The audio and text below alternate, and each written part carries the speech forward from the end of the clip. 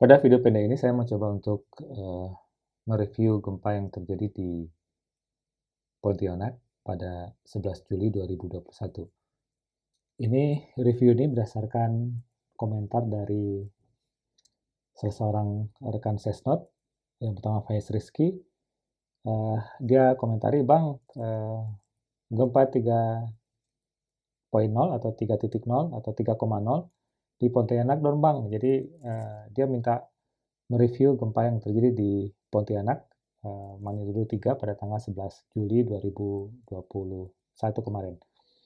Nah, ini sebenarnya gempa ini sudah saya ulas di halaman Sesnot, di webnya Sesnot. Ini kita bisa langsung cek di sini di halaman Sesnot, dan pada video ini saya mencoba untuk mengulas gempa yang sudah saya tulis di halaman Sesnot. Dan sebelumnya saya ingin masuk ke webnya BMKG. Kita lihat di sini bahwa BMKG memberikan informasi tentang gempa ini. Gempa terjadi di Pontianak, dekat Pontianak. Magnitudonya 3,0. Di sini terlihat 3,0 dan terjadi pada tanggal 11 Juli 2021 pukul 19.51 waktu Indonesia Barat. Pusat gempanya berada di darat sekitar 71 km tenggara Pontianak. Kedalamannya 10 km.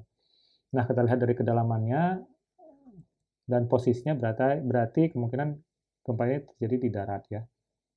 Dan sumbernya adalah kemungkinan ada sesar aktif di sini. Oke, saya coba akan masuk ke halaman Sesnot. Nah, di sini halaman Sesnot, saya mau buat judul gempa di Kalimantan kok bisa. Ini saya tulis pada tanggal 12 Juli.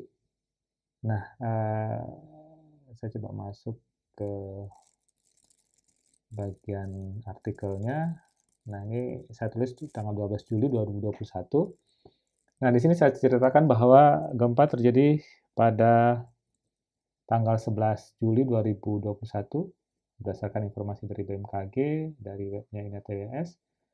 Dan seperti yang tadi saya sebutkan, gempa ini memiliki magnitudo 3,0, kedalaman 10 km. Kita lihat di sini MMI-nya 2 ya, dirasakan ya. Jadi kalau MMI 2 itu berarti orang yang merasakan itu getaran gempa dirasakan oleh beberapa orang, dan benda-benda ringan yang digantung bergoyang. Itu dengan skala MMI 2. Dan gempa ini berdasarkan informasi BMKG memberikan getaran dengan skala MMI 2. Nah, kita tahu bahwa Kalimantan ini kan salah satu wilayah di Indonesia yang relatif sepi gempa ya. Kita bandingkan di sini, ini Kalimantan, kemudian ini Sumatera, Jawa, Nusa Tenggara, Bali, Maluku, kemudian di atasnya ada Sulawesi dan Papua. Nah, dari gambar ini terlihat titik-titik merah ini adalah titik gempa, mulai dari Sumatera, Jawa, Maluku, Papua, sampai ke ini di Halmahera, di Sulawesi. Tetapi di Kalimantan relatif sepi. Tetapi bukan berarti tidak ada gempa. Ada beberapa gempa di sini, ya, ada beberapa titik merah ini. Titik merah inilah yang mengindikasikan ada gempa di sana. Walaupun sebenarnya dia relatif kecil. Nah, jika kita lihat di sini memang secara tektonik wilayah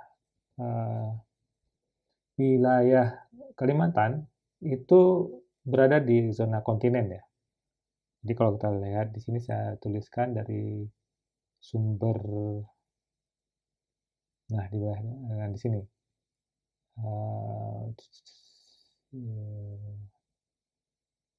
Nah, dalam buku referensi ya. Jadi kalau kita lihat di sini dalam buku referensi gempa Indonesia tahun 2017 dijelaskan bahwa geologi Pulau Kalimantan tersusun dari beberapa batuan dasar yang berasal dari benua, samudra, dan transisi antara benua dan samudra. Namun secara tektonik, nah di sini terlihat secara tektonik, setidaknya ada 3 zona sesar yang teridentifikasi di Pulau Kalimantan. Yaitu Sesar Tarakan, Mangkalihat, dan Paratus. Ini berdasarkan buku Gempa Indonesia. Nah, dari buku ini juga disebutkan bahwa ketiga sesar di Kalimantan itu diperkirakan aktif dan memiliki kemenerusan strukturnya melebihi 100 km dan berpotensi menghasilkan gempa 7,0 magnitudo 7,0. Ini berdasarkan buku Peta Sumber Gempa Indonesia. Nah, bagaimana dengan gempa yang terjadi di Pontianak ini? Dan posisi gempa kan berada bukan di bagian timur.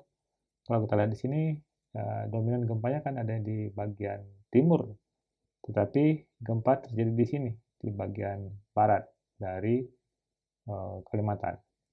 Ada sebuah sumber yang menyebutkan adanya sesar adang di situ. Walaupun sebenarnya ini belum terpetakan secara baik, sesar adang. Ini sumber yang menyebutkan adanya kemunculan sesar adang di Kalimantan. Nah, saya coba masuk ke referensi. Nah, ini yang tadi saya sebutkan ada sebuah kemunculan sesar adang di situ, adang fault. Apa mungkin ini yang menjadi pemicu dari kejadian gempa di Pontianak? Dan ini berdasarkan referensi dari publikasi yang dilakukan oleh Dian Novita dan Kusci Darwin Kusuma dari Badan Geologi, Pusat Survei Geologi, dan dipublikasikan di jurnal Geological JGSM, Jurnal Geologi dan Sumber Daya Mineral di Badan Geologi, dan dia memberikan sebuah informasi tektonik seperti yang terlihat pada gambar ini dan menarik sebuah kemunculan yang dia sebut sebagai sesar adang atau adang fault di sini. Nah, selain itu ada beberapa sesar yang lain di bagian utaranya, ada beberapa sesar termasuk di Tarakan. Nah, ini tentunya interpretasi geologi ini akan berbeda dengan yang kita lihat di peta sumber gempa Indonesia tahun 2017. Tapi setidaknya menjadi sebuah referensi bagi kita untuk melihat seperti apa tatanan tektonik yang ada di Kalimantan. Sehingga kita bisa mengatakan bahwa beberapa gempa di Kalimantan itu terpicu oleh adanya aktivitas sesar aktif, baik yang sudah teridentifikasi maupun belum teridentifikasi secara baik. Sehingga kita sangat butuh sebuah riset yang lebih mendalam lagi untuk memahami potensi gempa yang ada di Kalimantan.